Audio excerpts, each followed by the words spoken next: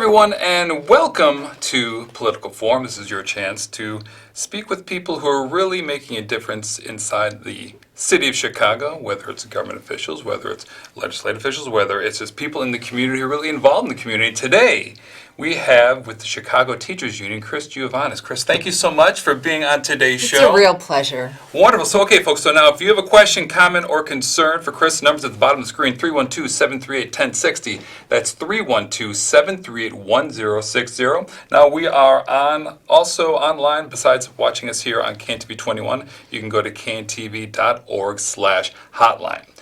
Okay, folks, so unless you're living under a rock, you know that we have the teachers union and CPS as they're trying to get a contract coming up for the upcoming school year. So that's why we have Chris here, because she's going to give us some insight on what's going on with the teachers union. Actually, and also, if you guys out there have any questions about it, now is the time to talk about it, because we have an expert here on the issues who's going to delve into this as much as possible within the 25 minutes. But we want your call, so call in as well. All right, Chris, so let's start this off. So there's tens of thousands of educators in CTU. And right now, there's no contract. Is that correct? We are operating under broadly the rules of a contract that expired on June 30th. So now, how does this work out? Because we're basically about a month from the start of the school year. So what can you tell us? What's the latest? Well, we asked for federal mediation on May 1st because we had spent months essentially spinning our wheels without a willing partner on the CPS mayoral side at the bargaining table.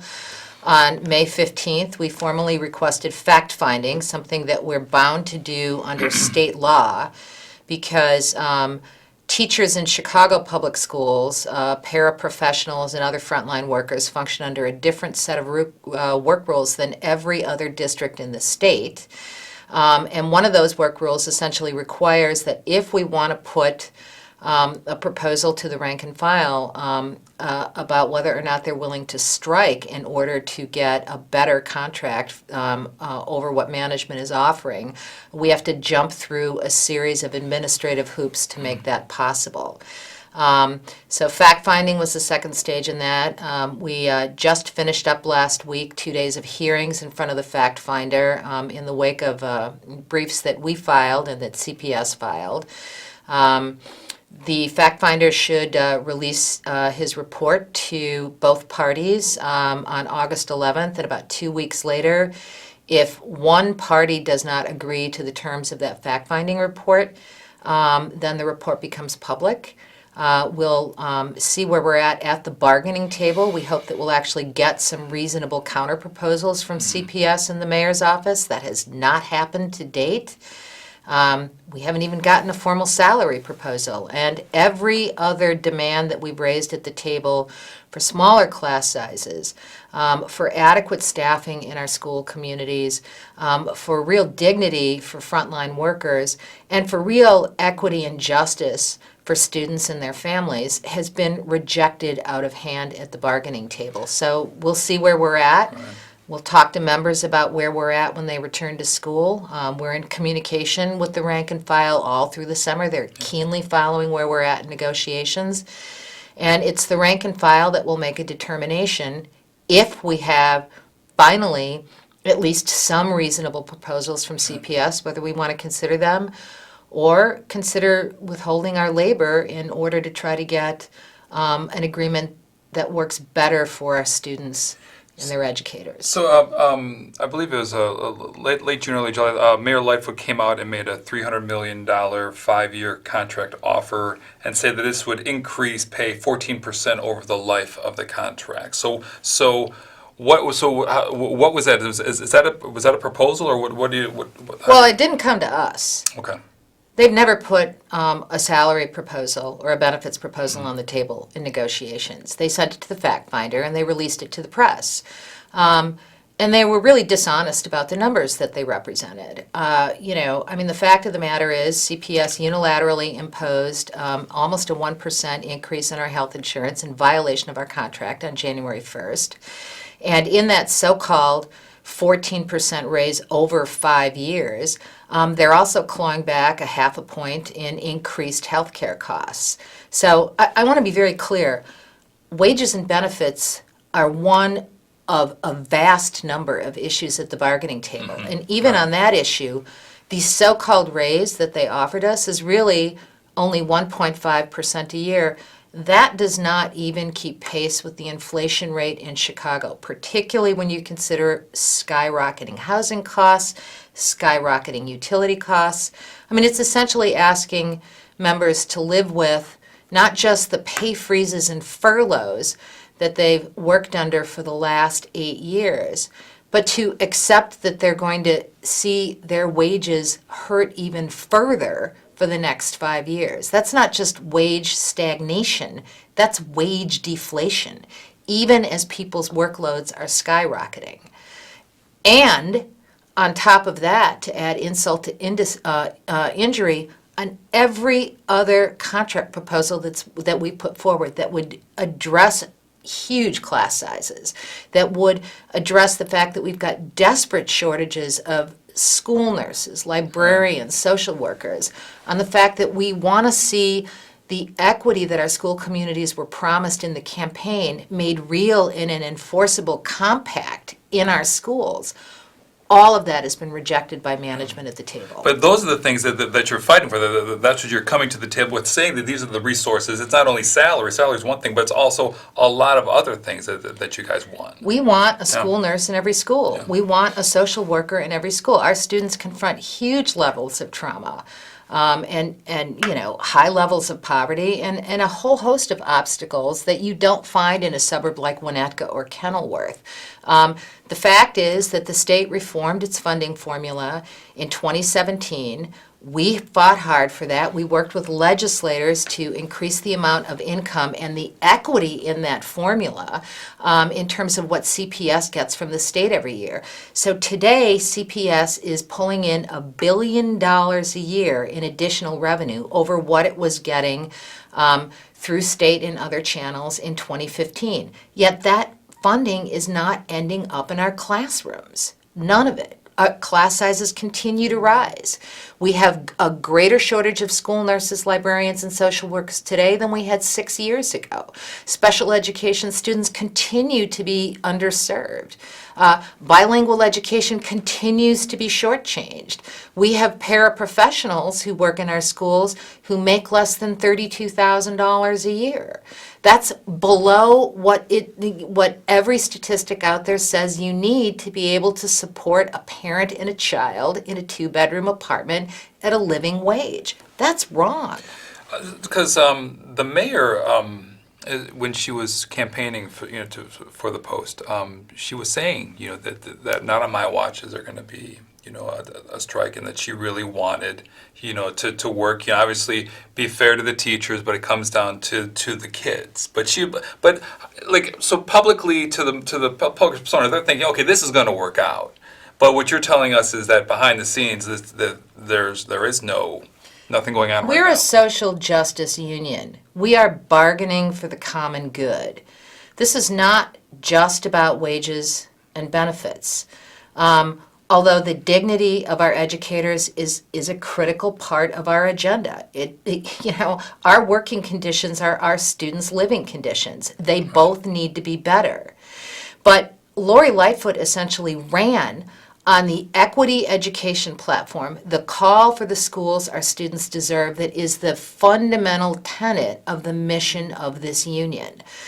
If we were bargaining with candidate Lightfoot, we think we'd have an agreement that would see students supported as they should be supported, that would provide the kind of real equity that students and their families voted for in the April 2nd election.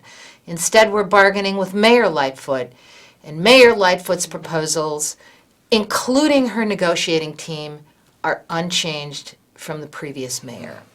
Well, looks like we have our first caller of the evening. Caller, are you there? Do you have a question or a comment? Hello. Yes, hello. Hi, thank you so much for taking my call. I have a question about something I just heard. I wanted to follow up on the point that we recently revised the state funding formula for education. But then I thought I also heard your guest say that the Chicago Public Schools haven't seen any of that money, or they haven't felt the revision. And if I've misunderstood that, then please forgive me. But if I understood her correctly, I'd like to know where she thinks that money went. It did not actually go to providing more resources to Chicago Public School students. That's an excellent question. That's the question that we have too. If you're feeling particularly adventurous or you have a high threshold for frustration, I invite you to take a look not at just the CPS budgets, their annual budgets, but also to take a look at their audits.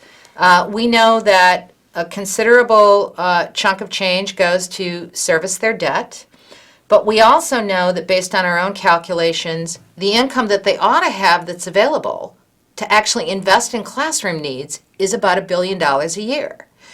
I don't know if you saw CPS announce recently that they were going to spend $135 million, and then they've upped that number since then on centralized curriculum. Now, it's not that we're opposed to that kind of an expenditure, but again, that was something that was done without the input of the people who are the real experts on things like curriculum needs, the very teachers and paraprofessionals who were involved in the classroom.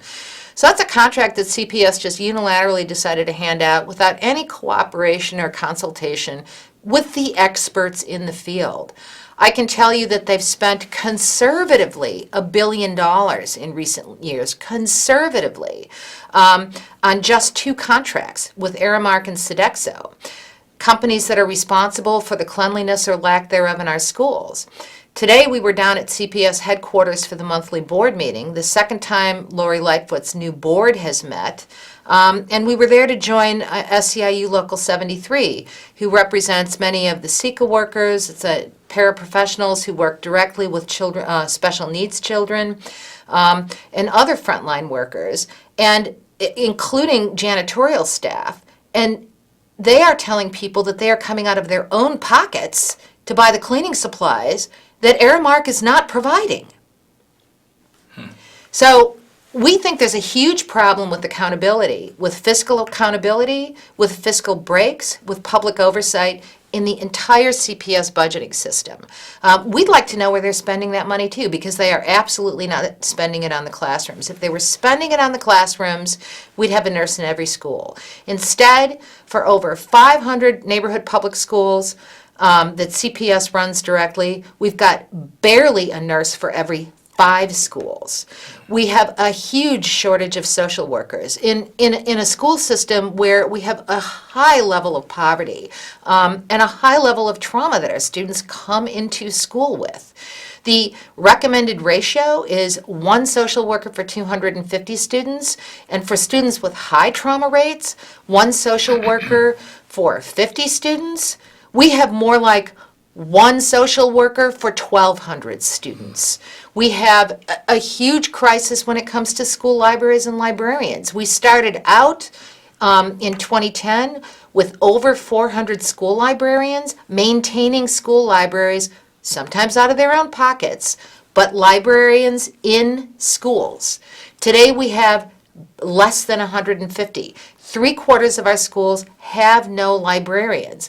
How do you expect to be able to assist children in developing the kind of lifelong love of reading and learning that puts them onto the path of a rich and productive life as adults if you're not providing that kind of resource in the schools? We know that over 1,000 classrooms in the city are overcrowded. And I'm not just talking about high school classes. I'm talking about kindergarten classes that have over 40 kids in them. You cannot safely supervise 40 kids, let alone take the time to educate them when you're talking about 6-year-olds. So, we have put proposals to remedy these crises in our school communities on the table to CPS. And what the mayor's people have consistently told us is no, no, no. Instead, they propose to claw back our rights as workers. They have proposed to claw back protections that we had built into the contract that just expired that provided at least some protections for special education students. And they're doing this in the wake of a special education scandal that was so outrageous that a state monitor was forced on the system. So we don't understand the lack of logic here, except that none of the promises that were made during the campaign are being made real in our schools. So the conversation definitely has to continue. Actually, we are going to continue the conversations. We have another caller. Caller, are you there? Do you have a question or comment? I want to know what the board is doing with those empty schools. I mean, why haven't they tried to sell those schools to use that money to pay teachers, to get nurses, to get librarians, to get social workers? Because it seems like they got all this property and nothing has been done with those properties. They just sit empty, and they have to be maintained because they have to spend money for people to maintain those empty buildings. That's an excellent question. I would point out that for the tiny number of schools that were closed on the north side, they've sold those buildings to wealthy developers who are selling them out as condominiums and high-rent rental properties. One of the most devastating aspects of that mass school closure in 2013 was that it wasn't just an attack on those beloved school communities, it was an attack on those neighborhoods themselves. And the neighborhoods that were hardest hit there were South and West Side communities that have already suffered for generations from neglect, disinvestment, and indifference from City Hall. Neighborhoods that have already been hurt much more harshly by the 27-28 economic collapse, the second Great Depression, the neighborhoods on the north side. That's not to say that all schools don't have needs. They do. I was talking to a parent yesterday who sends her kid to a neighborhood public school in Old Town, and she will flat out tell you, I'm an upper-class white woman, I love my neighborhood public school, and the reason we can afford to bankroll the best elementary school band in the city, orchestra in the city, is because our parents have money to invest into that. Our schools shouldn't have to rely on that. That we know that the cash is there. We don't think that the $1 billion in extra funds that CPS is taking in is enough of a down payment, but it's a start on real equity for our schools. The state of Illinois has said that the system has a structural deficit. If you're going to meet real equity in this city, in our public schools, of $2 billion. Well, the first thing that CPS could do is take that $1 billion that they've got in new income over the course of the last 2 years each year and actually put it into those school communities. And in terms of those closed schools, that attack not just on those schools but on those neighborhoods, CPS in the city of Chicago owes a debt, an obligation to those neighborhoods to reinvest in those buildings, to reinvest in those communities, in many cases to invest in those neighborhoods for the first time and get to a point of at least marginal equity for those neighborhoods. And I will also add this. Once again, as has always been the case with school closures, who took it on the chin in terms of frontline workers? Black, women, veteran educators. Overwhelmingly the majority in almost every one of those schools that was closed, the people who worked in those schools lived in those neighborhoods. So you attack that kind of living wage workforce, you are attacking a civic anchor in the neighborhood, you are attacking a family treasure for people who have toughed it out under disinvestment for generations, you are attacking a workforce that has stayed committed in those neighborhoods, not just as workers, but as residents. There's a reason we've lost 250,000 African Americans from this city over the course of the last decade or two. And it's that kind of policy that pushes Black and brown working class families out. That's got to end. The mayor said she was going to end that. We're still waiting to see that made real. Well, we're flying by here. We have about 5 minutes left in the show. If you have a question or comment, the number's at the bottom of the screen, 312-738-1060, 312-738-1060. I have so many questions here, more. We're going to get to them all. But I think what's really important, and I asked you this before we were on, I said, realistically, how much time is needed, for the two sides, to get a contract? Look, if we had a willing partner at the bargaining table, we could be done in weeks. We need a willing partner. If you won't dance, if you're going to sit in the corner and spitball us instead, well, then we're not going to get anywhere at all. So We're waiting for that willing partner to show up. We'd like candidate Lightfoot to show up. Candidate Lightfoot ran on our platform. She ran on a series of public education promises that are essentially stripped from our social and economic justice mission. We wish she'd turn up. What about for the parents? So, like, because a lot of parents, they're following the headlines, and obviously, they're engaged because they want to know what's going to happen. So, what kind of advice can you give to them, as they start to prepare for the school year? So, look, I want to say, first of all, parents out there, we are parents too. CPS teachers, paraprofessionals, clinicians, frontline workers, we send our children to Chicago Public Schools. Our president has 2 kids in CPS schools. Our vice president has 3 kids in CPS schools. We get it. We know that a strike is a real hardship for working families. We are trying to reassure people that we are doing the best that we can at the bargaining table. If the willing partner ever shows up, we'll make some progress. Our rank and file membership will make a determination after the school year starts based on, hopefully at that point CPS will have put some more viable proposals on the table. And our rank and file will decide if that's good enough or if it's just one more, sellout for the students of this city. And if it takes withholding our labor to get a better deal for students and their families, our rank and file will consider whether or not to do that. So I would say parents prepare, but parents, we also want to hear your thoughts. We want to garner your support. We would love it if you would stand with us.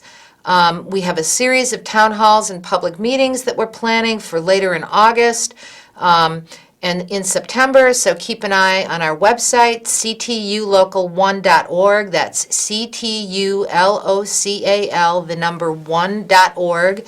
And, join us, stand with us. This is, when we say we're bargaining for the public good, one of the reasons this union has been able to hold its own in terms of our rank and file over some of the most dire economic circumstances and under horrible leadership in the fifth floor and in Springfield is because we've had the solidarity of the families who trust us with their kids and the allies, activists, advocates out there who care deeply about the mission of public education. When we stand together and when we fight together, we win. And that kind of solidarity is what it's going to take, I think, to really produce a contract that enshrines the rights and needs of our students and their educators for the coming years. So we're winding down, but I want to get this one point, and I want to know, the discussion, is it on the table when you're talking about sanctuary schools? Because I had to get this in, I know we're winding down, because this is something that's nationwide, the ICE raids, the rhetoric from the administration at the White House. And so it's, from Chicago to all across the country, it's on everyone's minds. What can you tell us about that? It's really mind-boggling. So the issue of sanctuary and sanctuary protections for our students and families is extremely important to us. Upwards of over 40% of our student population is Latino and Latina. And we have immigrant students who hail from literally dozens of other countries around the world. This is a key issue for our students and their families. And we put very strong sanctuary proposals on the table to CPS and the mayor's office.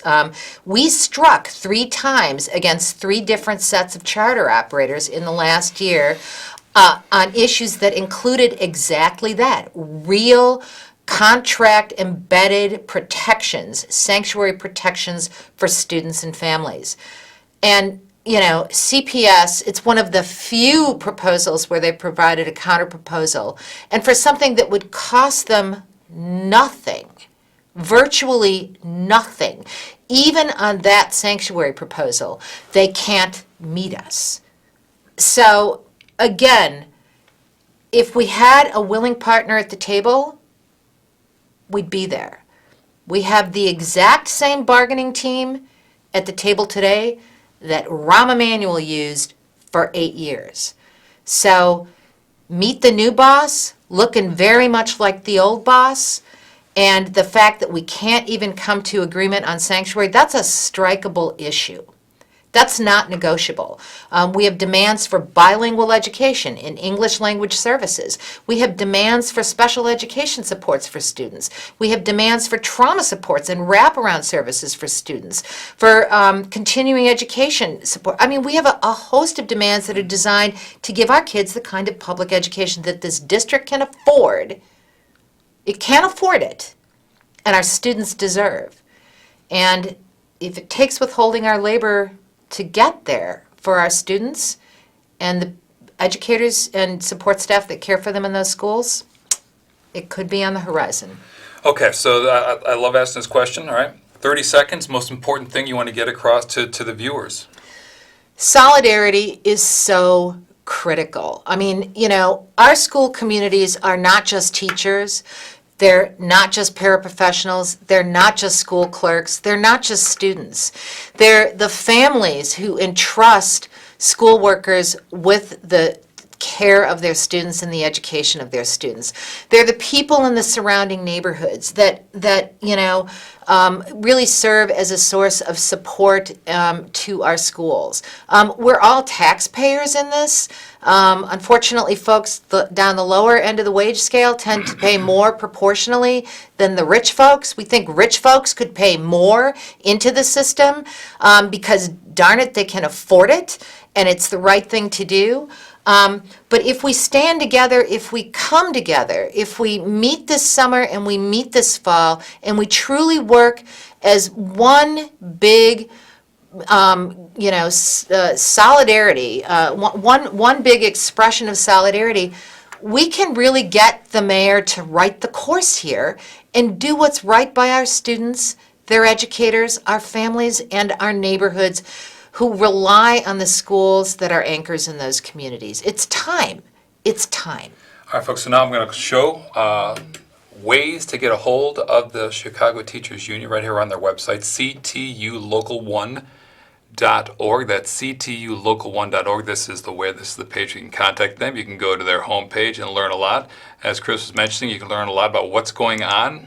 As you said, you're going to be updating this regularly. If people want to get involved with any type of meetings you guys have, right? It's going to be all right here, correct? Correct. Awesome.